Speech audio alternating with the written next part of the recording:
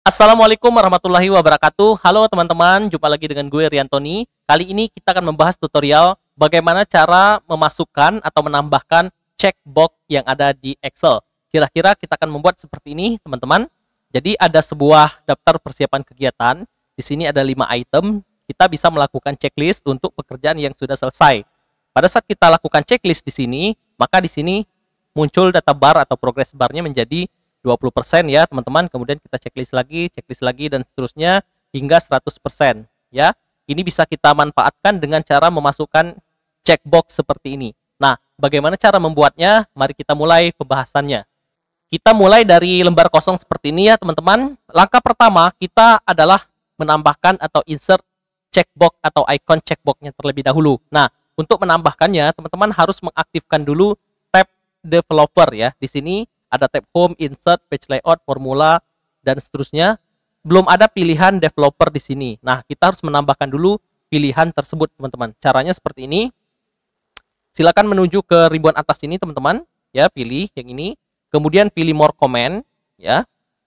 Kemudian di bagian custom ribbon, pilih custom ribbon. Nah, teman-teman perhatikan di bagian main tab di sini. Ya, ini sudah di checklist semua. Ada home, ada insert, ada page layout. Teman-teman scroll ke bawah. Lalu cari tulisan developer. Nah, di sini developer, silakan klik checklist di sini, teman-teman ya, klik checklist di sini, lalu klik OK. Nah, setelah kita selesai melakukan checklist developer, maka teman-teman perhatikan di bagian atas sini, di tab sini muncul tab developer ya. Sekarang ini di sini ya. Nah, langkah berikutnya teman-teman, setelah tab developer ini muncul, kita bisa masuk ke bagian sini, insert ya, insert. Nah, di sini banyak sekali form control, teman-teman. Ada checkbox yang ini yang ingin kita tambahkan. Kemudian di sini ada combo box. Ini juga ada seperti spin button ya, teman-teman. Untuk contoh kasus kali ini kita pilih checkbox terlebih dahulu. Kita klik di sini. Lalu teman-teman arahkan nih ke bagian atau kolom yang ingin ditambahkan checkbox. Teman-teman tarik seperti ini ya. Nah, sehingga muncul checkboxnya seperti ini. Nah, untuk tulisannya teman-teman bisa perbesar seperti ini. Atau jika teman-teman ingin menghilangkan, ini bisa dihilangkan tulisannya.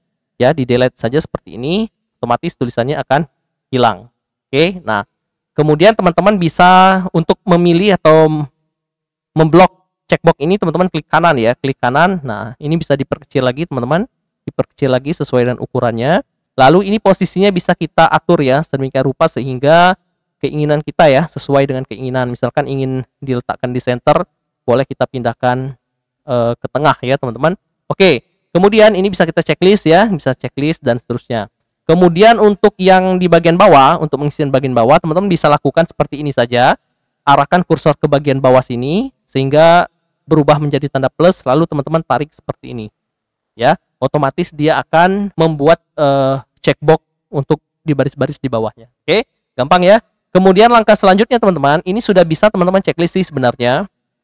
Tetapi untuk checklist ini agar memberikan nilai atau value, maka kita harus melakukan beberapa hal. Yaitu kita harus menambahkan form control terlebih dahulu ya. Caranya teman-teman klik kanan di sini, klik kanan ya di gambar checkbox, lalu pilih format control. Oke. Nah, di sini ada pilihan uncheck, ada check, ada mix ya, teman-teman. Jika teman-teman pilih uncheck, maka otomatis nilai defaultnya adalah uncheck ya. Uncheck itu artinya tidak ada checklistnya. Tetapi kalau teman-teman pilih check di sini, maka nilai defaultnya nanti akan berubah menjadi checklist. Oke, ini kita tetap biarkan saja uncheck ya, teman-teman. Nah, sekarang yang ingin kita perhatikan adalah di bagian sellingnya teman-teman. Oke, selling ini kita bisa manfaatkan untuk mengambil nilai dari checkbox itu. Apakah true ataupun false.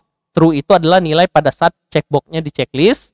Sedangkan false adalah nilai pada saat checkboxnya tidak di checklist. Oke, ini caranya seperti ini. Teman-teman klik di sini di selling. Oke, lalu teman-teman klik aja salah satu kolom. Misalkan di sini ya. Ini kan D4 ya. Nah, teman-teman klik di E4 misalkan. Ini muncul garis putus-putus seperti ini. Lalu teman-teman klik OK. Nah, sekarang kan belum ada ya. Belum ada sama sekali tulisan apapun ya di E4 ya. Nah, sekarang coba teman-teman klik checklist di sini. Maka muncul tulisan ya. True. Karena dia dalam kondisi terchecklist. Lalu bila kita hilangkan checklistnya, maka dia berubah menjadi false ya. Kenapa begitu? Karena tadi kita sudah menambahkan format kontrolnya ya di bagian selling tadi. Oke, selanjutnya kita menambahkan juga format control untuk semua checkbox ini ya teman-teman. caranya sama seperti tadi ya. Ini klik kanan di sini.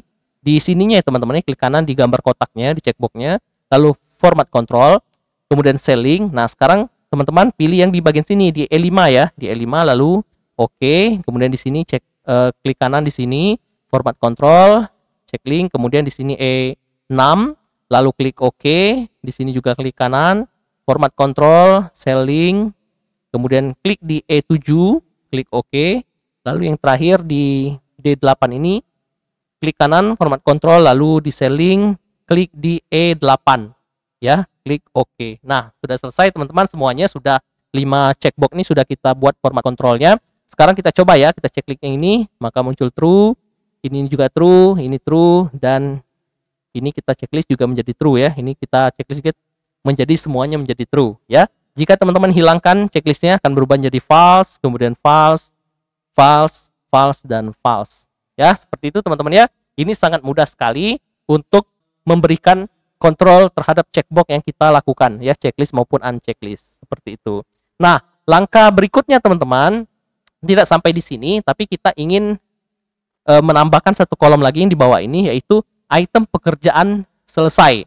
Berapa sih pekerjaan yang selesai dari 5 pekerjaan ini?